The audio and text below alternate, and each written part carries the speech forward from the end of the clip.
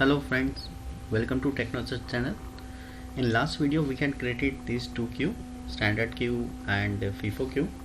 In today's video we will be creating dead letter queue. So why we need dead letter queue?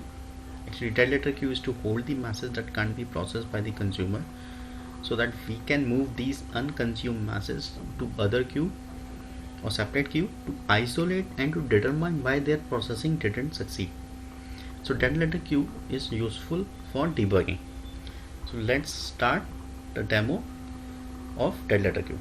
So let's try to create the queue, and we are creating this dead letter queue for standard queue. Okay, for this queue demo standard, so we will be selecting the standard, and which is also the default one. So let's just give the name of DLQ.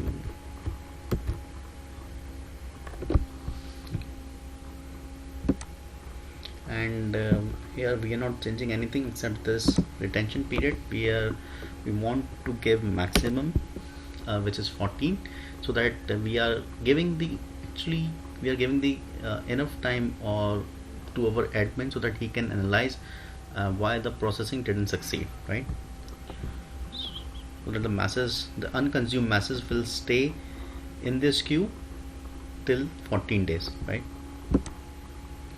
So here we are not configuring dead letter queue, we are just creating it. So we have created one separate queue where we didn't configure dead letter queue, where we just changed the retention period to 14 days, right? Now we will go to this standard queue and go to the edit.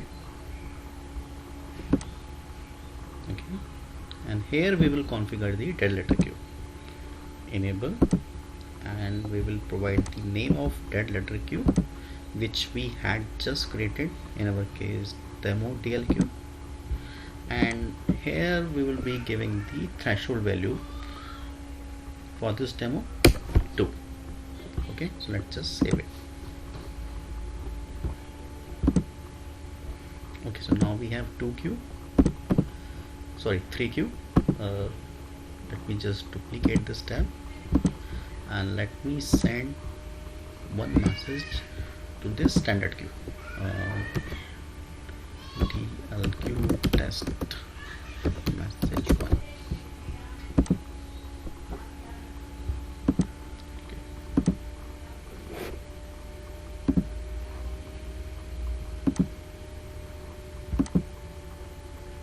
So message is in available state, right?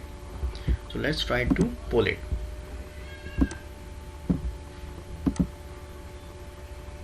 You can see there's a one receive, right? So that consumer is processing it.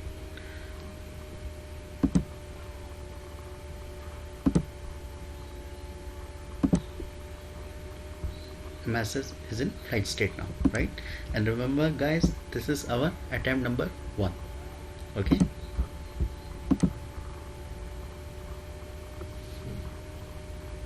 let's wait for this polling to be complete. Okay, so message is again in available state, so attempt number 1 is done. So let me poll it again. You can also see here that the consumer has received one message and it's processing it, right?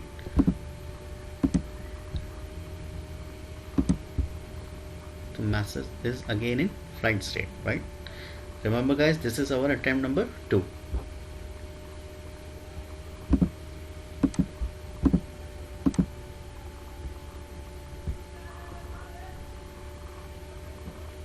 Okay, the polling is completed. So let me refresh it.